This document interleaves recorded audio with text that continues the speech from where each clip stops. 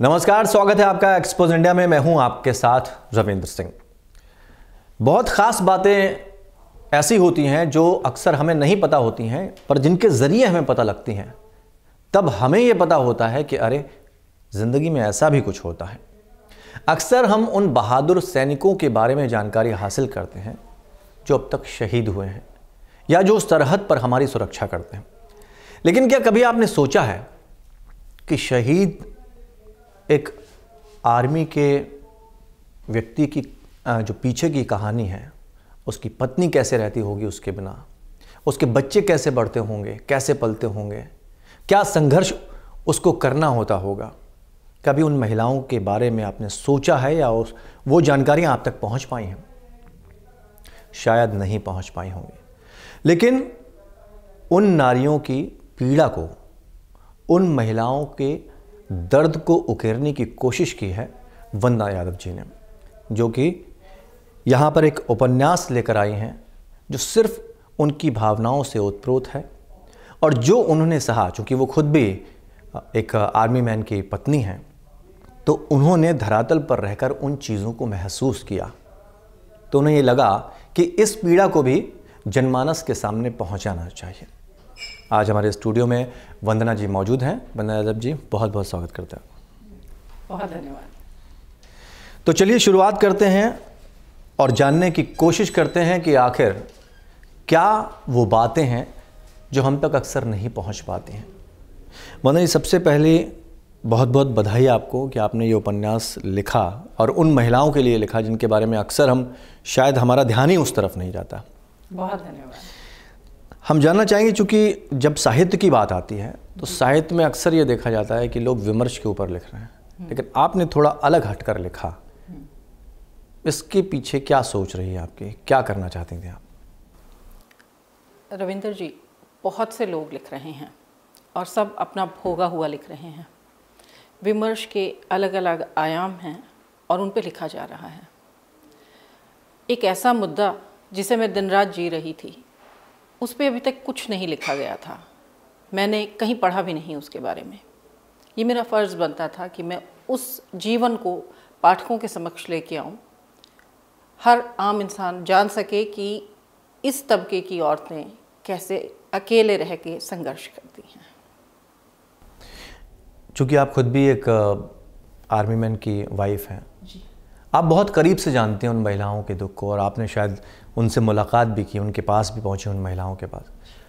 जब एक army man सरहद पर होता है और एक विवाहिता होती है, कई बार ऐसा होता है कि नई नई शादी होती है और उसके बाद अचानक से छुट्टियां ख़त्म होती हैं और वापस सरहद पर वो सैनिक पहुंच जाता है। उस वक्त की भावना, उस वक्त क्या मन में चल रहा होता है, कैसे आपने संजोने की कोशिश की है इसमें? फ़ौजी का मतलब सेपरेशन तो है ही। 2.5 साल एक साथ रहना और 2.5 साल फील्ड जब फ़ौजी जाता है तब पत्नी और बच्चे अलग रहते हैं। जब बच्चे छोटे हैं तब शायद एक जगह आप कभी ससुराल चले गए, कभी मायके चले गए, कभी आप SF क्वार्टर यानी सेपरेटेड फैमिली क्वार्टर्स में रह गए। पर जैसे जैसे बच्चे बड़े होने लगते हैं, बच्चों की पढ़ाई को लेके ये मजबूरियाँ हो जाती हैं कि माँ पीछे बच्चों के साथ उस स्टेशन पे रहे जहाँ बच्चे पढ़ रहे हैं। और रही बात शादी के, तो फ़ौजी से शादी होने का मतलब यही होता है कि हो सकता है कि शादी के अगले दिन ही फ़ौजी को जाना पड़े सरहद पे, और कई बार ऐसा भी होता है कि शादी के तुरंत बाद गए और 3 महीने 4 महीने तक छुट्टी भी ना मिल पाए। आपने चूँकि सैनिकों की महिलाओं को लेकर लिखा, लेकिन आपको ऐसा क्यों लगता है कि जो बाकी महिलाएं हैं, सामाजिक महिलाएं हैं, उनसे इतर इनका दर्द होता है या इनकी भावनाएं होती हैं? हाँ, ये बात मैं इस तरह बताना चाहूँगी कि अगर एक महिला अकेली रह रही है अपने बच्चों के साथ, तो उसका हस्बैंड जो है, उसका पति जो है, लगभग हर हफ्ते आ सकता है। सैटरडे संडे 15 दिन में आ जाएगा। कोई भी काम है, तकलीफ़ है, वो इकट्ठा कर सकती है, वो अपने हस्बैंड से शेयर कर सकती है, सुबह नहीं तो शाम को बता सकती है। फ़ौजियों की पत्नियां ऐसा नहीं कर सकती। जब मेरे पति फील्ड में जाते थे या कोई भी फ़ौजी फील्ड में जाता है, तो पत्नी को ये पता नहीं होता कि वो अगली छुट्टी कब आएगा। हर बार हम प्लान करते हैं कि हो सकता है अगले महीने आप छुट्टी आ जाएं, जो हो नहीं पाता। हमारी जो परेशानियां हैं, आप मसलन आप ये लगा लीजिए कि कहीं बच्चे का कोई एडमिशन करवाना है, कंपटीशन टेस्ट है, घर का नल ख़राब है, गाड़ी की कोई एक्सीडेंट हो गया है, छोटी से लेके बड़ी घटना तक। अगर आपके खेत क्यार हैं, आप उन्हें माल बटाई पे उठाने वाले हैं, किसी भी तरह का कोई भी प्रॉब्लम हो सकती है, तो यहाँ बैठी हुई महिलाएं अपने पति से वो शेयर नहीं कर सकती, क्योंकि अगर उनसे शेयर किया तो वो सुरक्षा देश की करेंगे या वो घर के चूल्हा चौके निपटाएंगे। क्या लगता है महिलाओं का जी महिलाओं का फौजियों की पत्नियों के संघर्ष वाकई में आम महिलाओं से बहुत अलग है। क्या लगता है आपको कि इस तरह का कोई संघर्ष आपके जीवन में आया हो, जब आपके हस्बैंड सरहद पर हों और आप यहाँ पर इस तरह की परेशानियों से जूझ रही हों कि जो चीज़ आपको, जो हक चाहिए उसके लिए बार बार आपको लड़ना पड़ रहा हो और काफ़ी जद्दोजहद करनी पड़ी हो? जैसे मैंने कहा, एडमिशन, मेरे बच्चों के एडमिशन मैंने अकेले करवाए। मुझे जब घर बदलना था, मेरे हस्बैंड को छुट्टी नहीं मिली, और बहस तो यहाँ तक भी हुई कि मेरे हस्बैंड को मैंने तंग आके ये भी कहा कि फ़ौज के लिए बहुत सारे अफसर हैं, मेरे लिए मेरा एक ही हस्बैंड है, आप आ क्यों नहीं जाते? और मेरे हस्बैंड ने कहा कि मेरे लिए पहले फ़ौज है, नहीं मिल सकती छुट्टी। इस बात पे और बहस नहीं, बिल्कुल यही जवाब था उनका। ऐसे बहुत सारे मौके आए। एक्सीडेंट भी हुआ हमारा। मेरे साथ वाले घर में एक ऑफिसर के फादर की डेथ हो गई थी। उस समय हमारे सरहद पे हालात ख़राब चल रहे थे। जो पोस्ट थी वहाँ पे हमारे सैनिकों के सर कलम करके ले गए थे दुश्मन देश के लोग, पड़ोसी देश के लोग। उस बंदे को छुट्टी नहीं मिली। तो फ़ौज के जीवन में ये सब चलता है, इसीलिए फ़ौज का जीवन और फ़ौज में महिलाओं का जीवन ख़ास तौर से पेचीदगी भरा है। आपके उपन्यास में एक चीज़ खास है कि एक फ़ोन की घंटी जो है एक नए विचार को जन्म देती है। ये विचार कैसे आया कि फ़ोन की घंटी से एक नई स्टोरी की शुरुआत होती है? आपका जीवन चल रहा है, जो हलचल है वो फ़ोन के थ्रू ही होगी, क्योंकि नई घटना, नया जो भी वाक़या है वो फ़ोन ही लेके आने वाला है। SF क्वार्टर्स में थोड़ा सा आपको बता दूं कि फ़ौज के कैंटोनमेंट के भीतर अलग से 4 दीवारी के अंदर कुछ घर बनाए गए होते हैं। उसमें सेपरेटेड फैमिली, यानी जो फ़ौजी सरहद पे है उनकी पत्नियां और बच्चे वहाँ रहते हैं। अगर देखा जाए तो फ़ौज उन्हें बहुत सुरक्षित माहौल देती है। उस सुरक्षित माहौल में रहते हुए अगर बाहर की दुनिया, माँ बाप हैं, भाई बहन हैं, बच्चे बाहर पढ़ने गए हैं, बहुत सी पत्नियां भी नौकरियां करती हैं, तो ये सब जो बाहर हो रहा है वो फ़ोन के ज़रिए ही पता लगता है। तो फ़ोन बहुत महत्वपूर्ण है। आपको क्या लगता है कि इस उपन्यास में जो सबसे प्यारी चीज़ आपको लगी हो, लगता है कि आपको ये बहुत इम्पोर्टेंट है और लोगों तक पहुंचनी चाहिए, महिलाओं क्या के चीज़ आपको संघर्ष। लगी? महिलाओं के संघर्ष, उनका आत्मबल और उनका आत्मसम्मान। सैनिक जितने कठोर वातावरण में रहते हैं, अनुशासन में रहते हैं, वही उनकी पत्नियां भी किसी न किसी तरह अपने जीवन में अपना लेती हैं। हम लोग एक दूसरे से जीवन जीने की जो ताकत लेते हैं, ये बहुत महत्वपूर्ण है। साहित्य के इस दौर में अगर देखा जाए, वर्तमान समय को देखा जाए वंदना जी, तो नए नए आयाम खुल गए हैं। आज सोशल मीडिया के ज़रिए लोग पढ़ लेते हैं, उपन्यास पढ़ लेते हैं, नई नई पुस्तकें पढ़ लेते हैं। क्या लगता है कि चूँकि संघर्ष बहुत है आजकल, कंपटीशन बहुत ज़्यादा है, ऐसे में आपको अपने उपन्यास से कितनी उम्मीद है?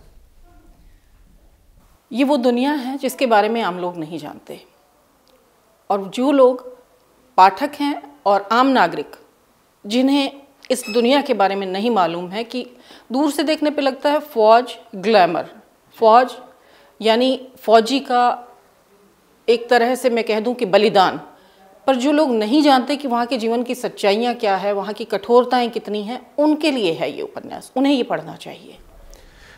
आज जिन साहित्यकारों से मुलाकात की, चूँकि जब आपकी पुस्तक का विमोचन हुआ, मैंने देखा तमाम बड़ी हस्तियाँ भी वहाँ पर आई हुई थी। किस तरह का एप्रिसिएशन मिला आपको, क्या कहा उन्होंने? मुझे हर एक ने ये कहा कि इस मुद्दे पर लिखा जाना इतना ज़रूरी था कि इस उपन्यास से पहले हम नहीं जानते थे कि इन महिलाओं की भी कोई अपनी संघर्ष या अपने स्ट्रगल हैं। बहुत से लोगों ने ये कहा मुझे। एक बहुत सीनियर राइटर हैं, उन्होंने कहा, महिला राइटर ने, उन्होंने कहा कि वंदना, जब मैं उपन्यास पढ़ने लगी तो मुझसे तीसरे चैप्टर के बाद पढ़ा नहीं गया, क्योंकि सैनिकों की पत्नियों के जीवन में अकेलापन बहुत ज़्यादा है।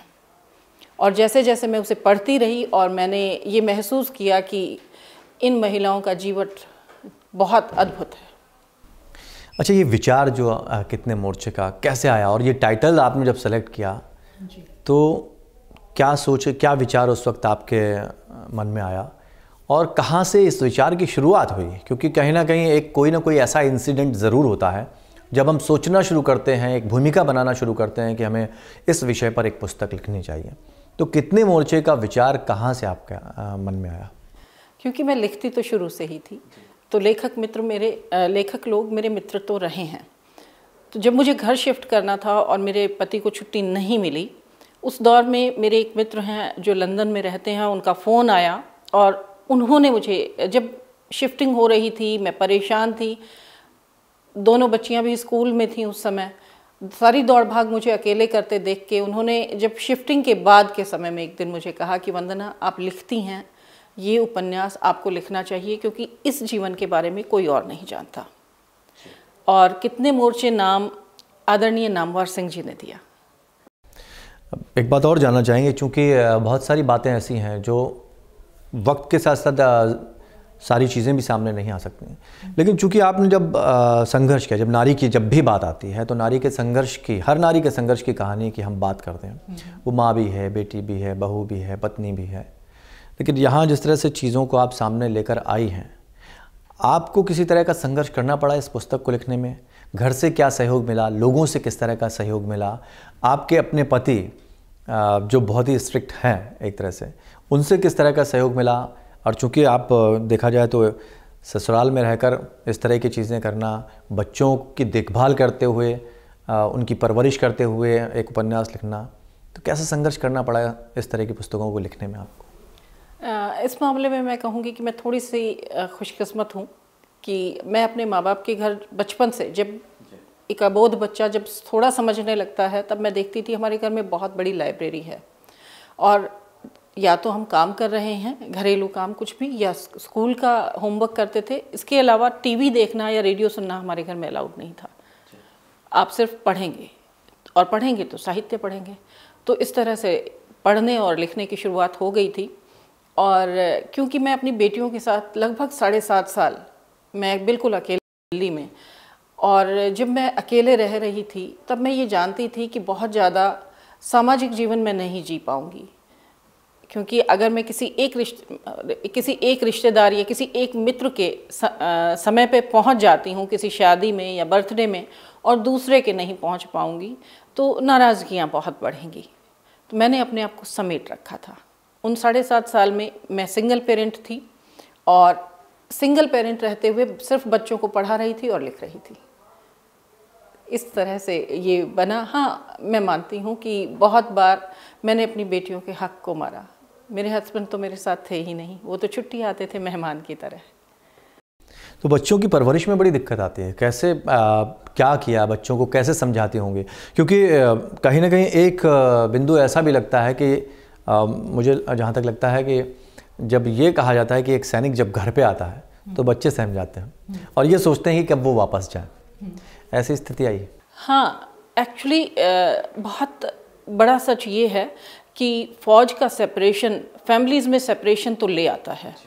चाहे कितना भी हस्बैंड वाइफ आपस में अंडरस्टैंड करें एक दूसरे को, बच्चों को आदत होने लग जाती है पापा के बिना रहने की। और पापा जब छुट्टी आते हैं और पापा चाहते हैं कि ये ऐसे होगा और वो वैसे नहीं होगा, बच्चों को ये रोक टोक बिल्कुल पसंद नहीं आती। बच्चे ये महसूस भी करते हैं कि जब हमें किसी भी चीज़ की ज़रूरत होती है तो दौड़ भाग करने वाली सिर्फ मम्मी हैं, पापा आते हैं तो रौब क्यों जमाते हैं। तो ये छोटी छोटी चीज़ें रहती हैं। और हर एक फौज का ऑर्डर कहीं ना कहीं घर में भी हाँ, और हर एक फौजी परिवार में ये सब रहता है। और जब फौजी छुट्टी आता है तो वो ये सोचता है कि मैं परिवार के लिए दुश्मन की गोलियों के सामने बैठा हूँ, तो आते ही परिवार मुझे हाथों हाथ लेगा। जबकि परिवार ये सोचता है कि इस भरे हुए समाज में हम अकेले अलहदा रहते हैं, यहाँ के हमारे अपने स्ट्रगल हैं, तो जब हस्बैंड आएगा या पापा आएंगे वो हमें पैम्पर करेंगे, जो हो नहीं पाता। एकाकीपन कैसे दूर होता है? जो एसएफ में रहती हैं महिलाएं, वो एक दूसरे के अकेलेपन से हिम्मत लेती हैं, क्योंकि जैसे मेरे संघर्ष हैं लगभग वैसे ही सामने वाली महिला के हैं। जहाँ मैं रहती थी वहाँ लगभग 380 घर थे, तो सारी महिलाएं वैसे ही स्ट्रगल कर रही हैं। पर हम लोगों में से बहुत सी महिलाएं नौकरी करती हैं, बच्चे पालती हैं और घर संभालती हैं। इसके अलावा कुछ मेडिटेशन में लग जाती हैं, मेरे जैसे कुछ लोग लिखने पढ़ने लग जाते हैं। यही। बहुत बहुत शुक्रिया वंदना जी बात करने के लिए। लेकिन हम जाने से पहले जानना चाहेंगे आपसे कि अभी तक कैसा रिस्पांस मिला है आपको? मुझे तो बहुत अच्छा लग रहा है। जितनी प्रतिक्रियाएं मिल रही हैं, सब मुझे ये कह रहे हैं कि इस समाज को और इस जीवन को हम नहीं जानते थे। इससे पहले इस तरह का कोई भी दस्तावेज़ मौजूद नहीं है। मुझे तो अभी तक पाठक और लेखक तक यही कह रहे हैं। बहुत बहुत शुक्रिया हमसे बात करने के लिए, स्टूडियो में आने के लिए। तो समझना होगा आपको कि जिस तरह से एक फौजी की पत्नी संघर्ष करती है, उस संघर्ष को जनमानस के सामने लाना कोई आसान काम नहीं है। और ऐसे समय में जब कॉमिक की तरफ लोग अट्रैक्ट होते हैं या रोमांस की तरफ अट्रैक्ट होते हैं, उस दौर में एक ऐसे विषय के ऊपर पुस्तक लेना जो सबको हिला कर रख दे, मुझे लगता है कि ये एक बड़ी चुनौती है। और वंदना जी ने ये काम किया है। उम्मीद करते हैं और उनके लिए विशेष भी हैं कि उनका ये उपन्यास लोगों के हाथों में पहुँचे, ताकि आप भी जान सकें कि असल में हमारे जो असली हीरो हैं, जो सरहद पर हमारी सुरक्षा करते हैं अपनी जान की परवाह किए बगैर, उनकी पत्नियां, उनकी अर्धांगिनी किस तरह का एकाकी जीवन व्यतीत करती हैं और उस एकाकी जीवन को व्यतीत करते करते भी कैसे वो अपने आप को खुश रहती हैं, और वो क्या क्या संघर्ष हैं जो उन्हें झेलने पड़ते हैं, जिनका सामना उनको करना पड़ता है। कितने मोर्चे उपन्यास है। आप इस उपन्यास को ज़रूर पढ़िएगा ताकि आप उनकी बारीकियों को, उस संघर्ष को जान सकें। फिलहाल इतना ही, मुझे दीजिए इजाज़त। नमस्कार।